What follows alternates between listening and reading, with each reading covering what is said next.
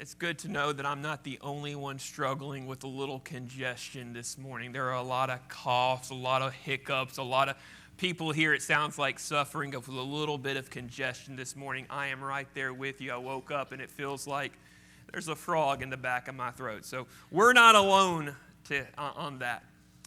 But there are a couple of things in life that don't make a lot of sense. Jumbo shrimp. I mean, think about that for a second. Does the word jumbo, or two words, jumbo shrimp, make a lot of sense to you? It doesn't to me. You have big, shrimp, small. Doesn't make a lot of sense. Or what about The Walking Dead? The Walking Dead was a TV show that was really popular 10 years ago. I don't know how big it is now, but that phrase, that title for a TV show, doesn't make a lot of sense to me. And there's a song, or lyrics in a very popular song a couple of years ago. The lyrics said, "All your perfect imperfections." Now think about that for a second. Your perfect imperfections, that doesn't make a lot of sense. Even the word oxymoron, which is something that doesn't make a lot of sense to me, because it's made up of two words, one of which that means sharp and the other one that means dull. Which one is it? Is it sharp? Is it dull? I'm a little confused. There's some things in life that don't make a lot of sense. And when it comes to practicing our faith, there are a couple of things that don't make a lot of sense when we look at Scripture. One of those is the casual Christian, the comfortable Christian, the cultural Christian. When we look at Scripture, that doesn't make a lot of sense. But that's exactly what you and I do sometimes. That it's easy for you and I to settle for the comfortable, to settle for the cultural, for a life that looks Christian on the outside, but really isn't following Christ.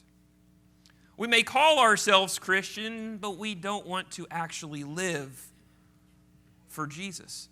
Sure, we want Jesus to save us, yes, but we don't want to sacrifice for Him. But when we open our Bibles to Mark 8, we find very quickly that it's not what it looks like to follow Jesus. Here in Mark chapter 8, Mark is beginning a section of his gospel that some have called the Discipleship Discourse. It's a 3-chapter section, chapters 8, chapter 9, and chapter 10, that describe the suffering of Jesus and what it really looks like to follow Jesus. It gets down and describes for us in very clear terms the challenge of discipleship. Here in Mark 8, Mark 9, and Mark 10, Jesus is describing what the normal Christian life looks like. And the normal life for a disciple of Christ is challenging. It's not comfortable. It's not easy. It's, quite frankly, it's hard. And as I read this week and thought about this text this week, it doesn't sound like my life at sometimes. And maybe that's the case for you as we'll study together this morning. Jesus tells his disciples here in Mark 8 that following him isn't really about our comfort. That following him isn't something we do casually. Following Jesus is costly. And so today I'd like just to walk through the back half of Mark chapter 8 together and try to get a better understanding of who Jesus is, what Jesus' mission is, and what that mission means for us. I want to look at 3 challenges that Jesus gives here in the text, 3 challenges that I hope will help us be better disciples of Christ going forward as we better understand that challenge of discipleship. You know, we've been working our way through the Gospel of Mark over the last few months, maybe about a chapter a month by now. And one of the things I hope we've seen is that Jesus is teaching, and he's doing some really incredible things while he's teaching. He's working miracles. He's healing the sick. He's healing the blind. He's healing the lame. He's healing the deaf. He's doing some really incredible things. And just earlier in this chapter, he just fed 4,000 people. And now as the disciples and Jesus go north to Caesarea Philippi, Jesus is walking and he's talking with his disciples as they walk to that city, known for the worship of pagan gods, known for the worship of the Roman emperors. And as they're walking to that city, Jesus teaches his disciples, and he teaches them that first challenge, that Jesus is the Messiah. And that challenge takes the form of a question there in the text. As they're walking along the road, Jesus goes out with his disciples there in verse 27 to the villages of Caesarea Philippi. And on the road, he asked his disciples, "Who do the people say I am?" You know, while they're on the road, they're asked that question. And quite frankly, that's a fairly easy question. No hassle, no commitment, no challenge there. The disciples are just asking, they're just reporting to Jesus what they've heard around town, what they've heard in the coffee shops, what they've heard at Walmart, what they've heard in the marketplace. They're just reporting to Jesus what they've heard. And that's exactly what they do there in the text. In verse 28, they answered Jesus, and they say John the Baptist, and others, Elijah, still others, one of the prophets. You know, those are some great answers. There's some great answers that the people are reporting around town when they're talking about Jesus. Those are some great answers that the disciples give as they report what the people are talking about Jesus. Because they show that the people understand that Jesus is a good man. They show that the people understand that Jesus is a godly man, someone worthy of honor and respect. And in many ways, that's the same way people view Jesus today. They view Jesus as a religious man, a man worthy of listening to his teaching and paying attention to his teaching. They may admire his morality. They may admire his stand for justice. But all those things are still the wrong answer. Because Jesus is not just a good teacher. Jesus is not just a prophet. Jesus is something more. And that's what Mark has been trying to teach us in his gospel. For the last 7 or 8 chapters, Mark has been using all these various titles to describe Jesus. Titles like Son of God, titles like Beloved Son, titles like Son of the Most High. He's been using all of these titles to describe Jesus. Mark has been trying to tell us something very quietly for the last 7 or 8 chapters. That Jesus is the Son of God, that Jesus is the Messiah. And here in Mark chapter 8, Jesus is trying to teach his disciples that very same thing. He looks at his disciples there in verse 29, and Jesus says, "But you," he asked them, "who do you say I am?" This question is a little more challenging to answer. It's challenging to answer because it's personal. The disciples can't just report what they've heard around town. They can't report what their family members have said about Jesus. They have to make a determination about Jesus for themselves. They have to say, "Jesus, this is who we think you are." They have to make a decision based on a very simple question. Who is Jesus? Put yourself in the disciples' shoes for a second. How would you answer this question? If you're walking and talking with Jesus on the way to Caesarea Philippi on that day, how would you have answered that question? How would I answer that question? How would you answer that question? Who is Jesus to us? You know, this is the most important question we will ever have to answer. Who is Jesus?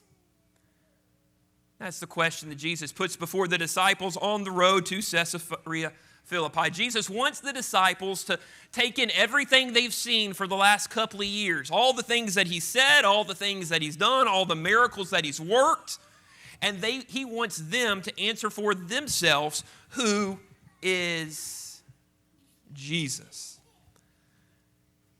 Everything in Mark's gospel up until this point has tried to point us to the answer to this question. From the miracles that Jesus has worked, to his teachings and his interpretation of Scripture. Everything has pointed to the answer to this question. And then Peter there in verse 29 speaks up. Peter, the bold one. Peter, who's always the first to speak. Peter, the one who always seems to put his foot in his mouth there in verse 29, speaks up. And for once, he gets it right. Peter answered him, "You are the Messiah." Peter confesses Jesus is the Christ. Now, that was the answer that Jesus was looking for. That even though at this point in time, the rest of the world isn't quite ready to recognize that Jesus is the Messiah. That's why they're saying Jesus is like John the Baptist. That's why they're saying Jesus is another prophet. That's why they're saying Jesus is Elijah. They're not quite ready to admit, to confess that Jesus is the Messiah. But even though the rest of the world is not ready to admit and to confess that Jesus is the Messiah, Peter is. And this is a big deal for the Jewish people there in the first century. That they had been waiting for this Messiah for thousands of years.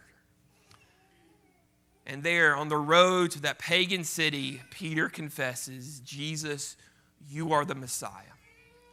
You are the guy, you are the one that we have been waiting for.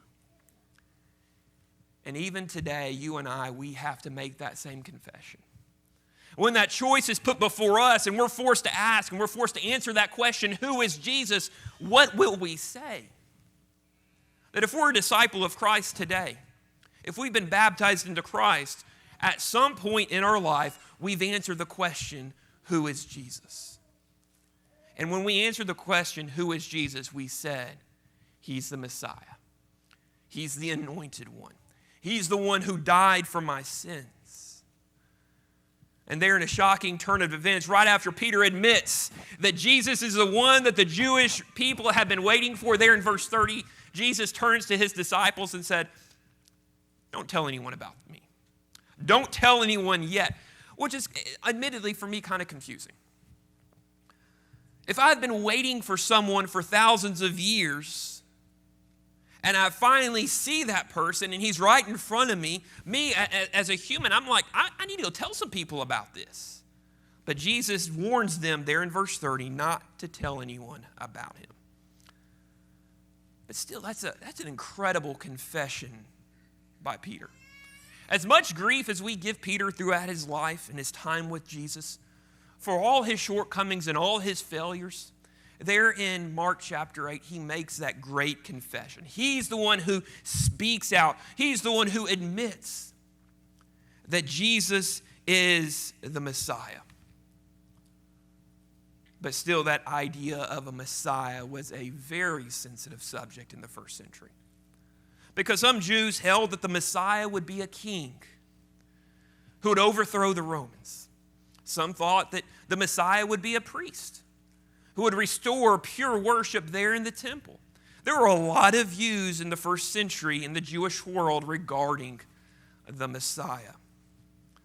But all of their views weren't entirely correct. And so there in verse 31, Jesus begins to go on to explain his mission as the Messiah. There in verse 31, he began to teach them that it was necessary for the Son of Man to suffer many things and be rejected by the elders, the chief priests and scribes, be killed and rise after 3 days. Right there in verse 31, he says, this is my mission. As the Messiah, my mission as Jesus Christ is that I will suffer. And that was a challenging message. That was a challenging thing for the disciples to hear, because it went against what most Jews believed. Remember, most Jews believed that the Messiah would be a victorious person who would conquer their enemies, potentially even restore independence for the Jewish people. But there in verse 31, Jesus redefines the mission of the Messiah. He accurately points them to the mission of the Messiah. There in verse 31, he says, the mission of the Messiah is to suffer and die. Jesus didn't come to overthrow the Romans. Jesus didn't come to restore biblical worship there in the temple. Jesus came for something more. Jesus came to die. And that answer probably stunned the disciples. It challenged disciples because it got at their preconceptions of what the Messiah would be all about. But what they didn't realize is that a king who suffers and dies may not be what they expected, but it's what they needed. But Jesus there in the text knows that his death won't be meaningless. He knows in the text, it says in my translation, it was necessary. Because Jesus' death there on the cross was the only way that Jesus could fulfill his mission as the Messiah. And quite frankly, verse 31 is a turning point in the entire Gospel of Mark. Everything up until this point pretty much is about Jesus coming to serve the people. If you had to summarize Mark 1:1 to 8:30, it's Jesus came to serve. But if you have to summarize Mark 8:31 to the end of the gospel, Mark 8:31 to the end of the Gospel of Mark is all about Jesus coming to suffer and die.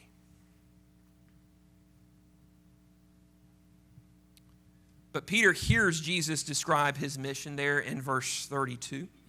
As Jesus spoke openly about his mission to die and to suffer, Peter pulls him aside and begins to rebuke him in verse 32. He begins to rebuke Jesus. And I would love to be a fly on the wall when that conversation happened. To see Peter pull Jesus aside and tell Jesus, no, don't you know that's not how it's supposed to go?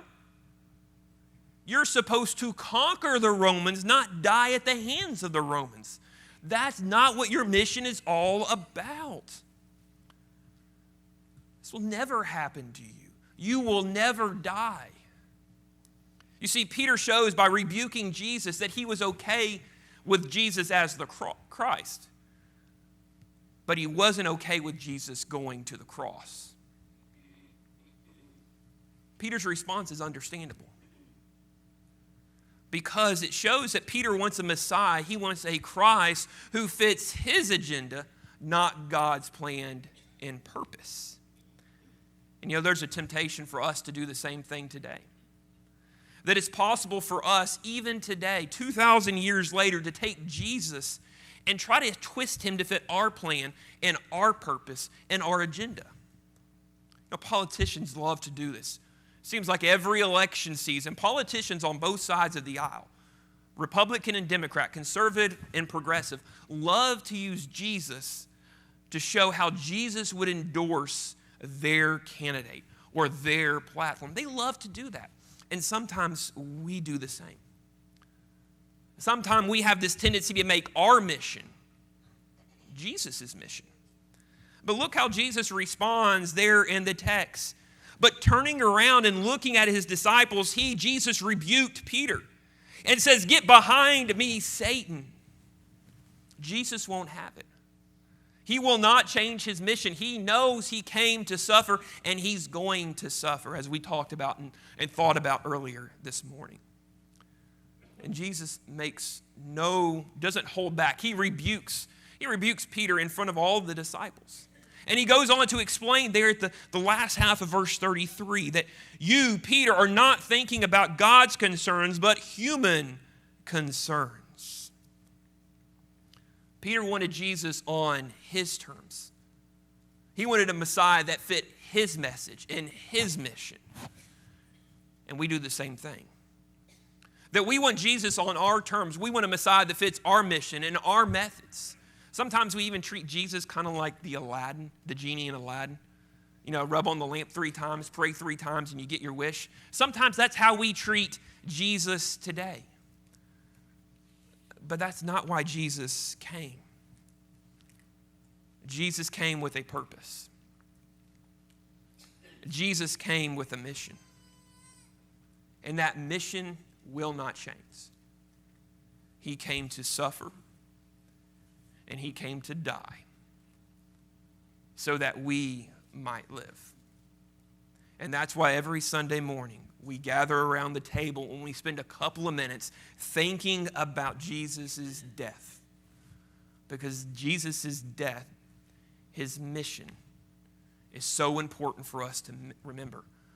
Because his death, his suffering,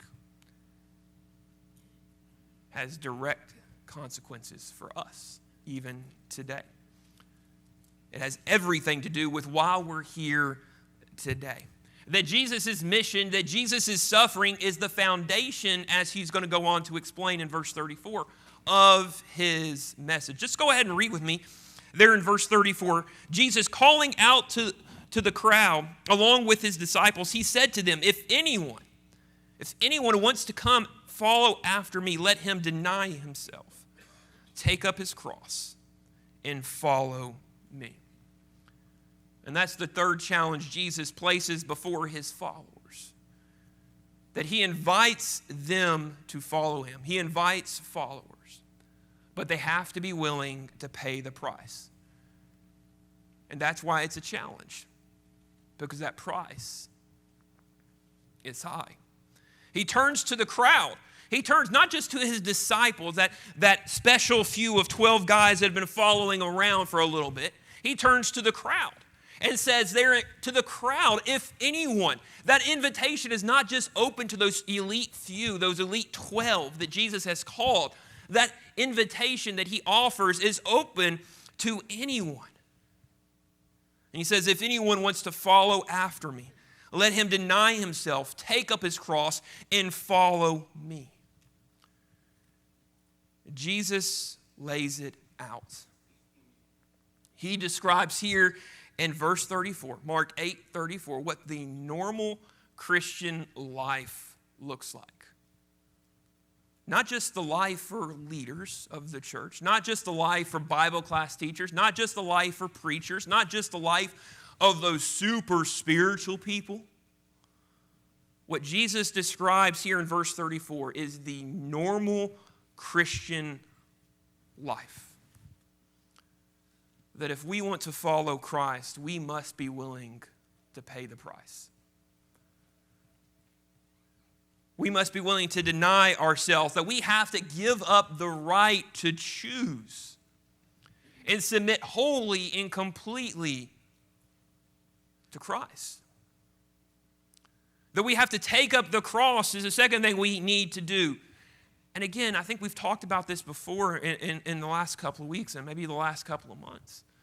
But what Jesus says here in the text, when he says, take up your cross, would have shocked them.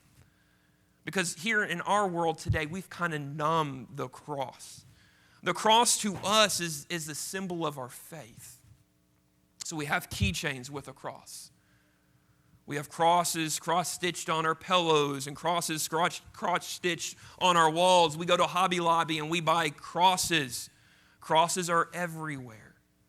And I'm not condemning anyone who may do that to help remind them of Christ in their homes, in their daily lives.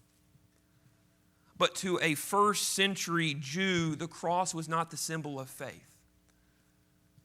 It was a symbol of pain and suffering and agony and horror and death. But Jesus turns to his disciples and says, if you want to follow after me, you have to deny yourselves, take up your cross, and die to yourself. That's how, he says, you'll follow me. Following Jesus will change everything about our life. Every decision, every choice, from the little things to the big things. Following Jesus changes everything about our life. And Jesus is clear when he outlines here in the text the challenge of discipleship. It is high. The decision to follow Jesus is not the path to the easy life. It's not the path to the comfortable life. It is the path to the challenging life. He tells the crowd and us up front that if we really, really, really want to follow Jesus, we have to be willing to suffer and die. We cannot follow Christ without the cross, without bearing our own cross. And yet today we have taken that command there in verse 34 and we have made it optional. We've made following Christ comfortable.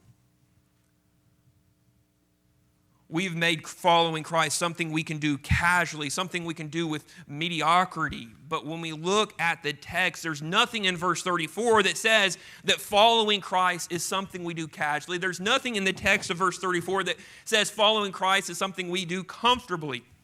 Following Christ means bearing a cross. We have convinced ourselves that Jesus is okay with us living that American dream Monday through Saturday, as long as we are in a pew on Sunday. But Jesus says, if you want to follow me, you must bear your cross.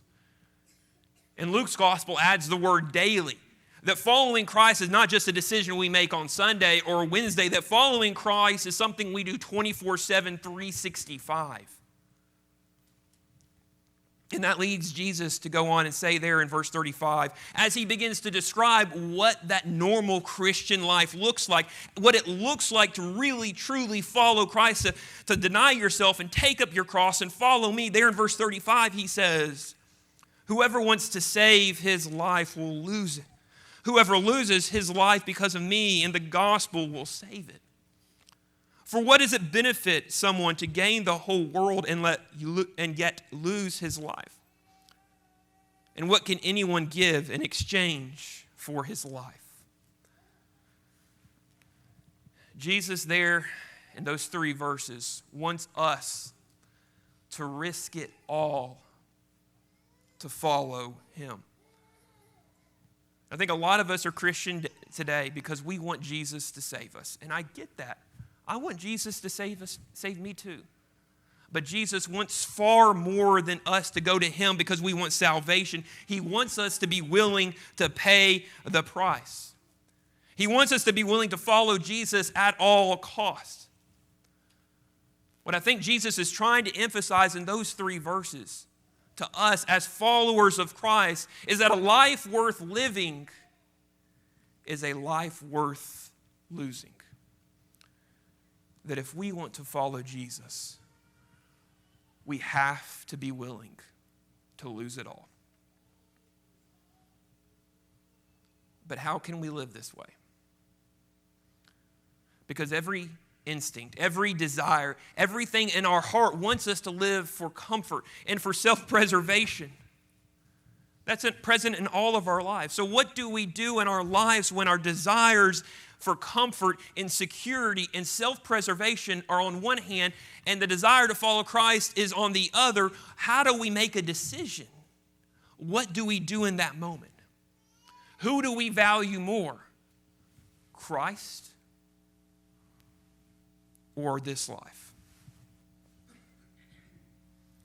And sometimes in that moment when we're forced to make a decision, we place limits on our desire to follow Christ. That we'll follow Christ as long as life is comfortable. We'll follow Christ as long as it's convenient. But Jesus here in Mark chapter 8 doesn't give us an exception. That's the challenge of discipleship. That if we want to follow Jesus, we have to follow Jesus at all costs. Following Jesus will eventually cost us something. Maybe everything. Is that a price you're willing to pay? Is that a price I'm willing to pay? At some point, maybe today, maybe tomorrow, we're going to be faced with a choice. We're going to be asked. We're going to have to decide who is Jesus. And when we're faced with that choice, will we reply that Jesus is Lord? or will we deny him? Is Jesus really worth losing everything for? One more thought there in verse 38.